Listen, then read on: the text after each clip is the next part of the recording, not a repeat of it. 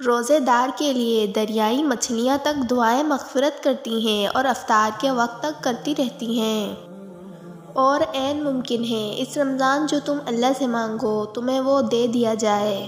کچھ تو بات ہے مذہب اسلام میں، ورنہ 16 گھنٹے پیاسے رہنے والے ہسپتال پہنچ جاتے ہیں۔ اللہ کی محبت کی نشانی یہ بھی ہے کہ وہ ہمارے گناہ بخشنے کے لیے رمضان جیسا مبارک مہینہ عطا کرتا ہے۔ افطار کے وقت روزے دار کی دعائیں رد نہیں ہوتیں، لہٰذا زیادہ سے زیادہ دعا کیا کریں۔ جس شخص نے مومن ہو کے محض رب سے اجر پانے کے لیے ماہ رمضان کے روزے رکھے اور راتوں کو قیام کیا، اس کے پچھلے سب گناہ معاف ہو جاتے ہیں۔ رسول اللہ صلی اللہ علیہ وآلہ وسلم کا فرمان ہے، مومن کی بہترین سحری کھجور ہے۔ روزہ سخت نہیں ہوتا اور ہو ہی نہیں سکتا۔ اللہ کی محبت میں ہم اتنا تو صبر کر سکتے ہیں۔ روزہ ایسا رکھو جیسے زندگی کے گناہ ایک ہی روزے میں ختم ہو جائیں۔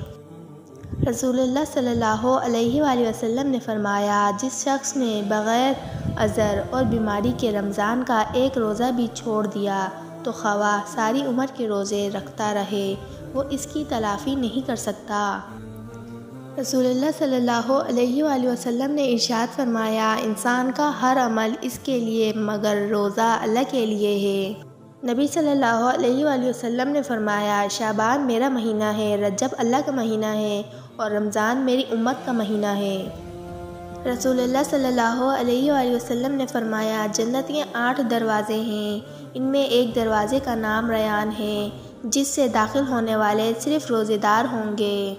دعا ہے کہ اس رمضان اللہ تعالیٰ آپ کو لاتعداد خوشیاں عطا کرے اور آپ کی جائز خواہشات کو پورا فرمائے۔ رمضان میں مانگی دعاؤں پر کن کی رحمت برستی ہے۔ رمضان نام نہیں، بھوکے رہنے کا یہ نام ہے، خود کو پاک کرنے کا۔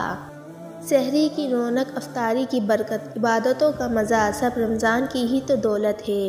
اللہ پاک ہماری ٹوٹی پھوٹی دعا عبادت کو قبول فرمائے، آمین۔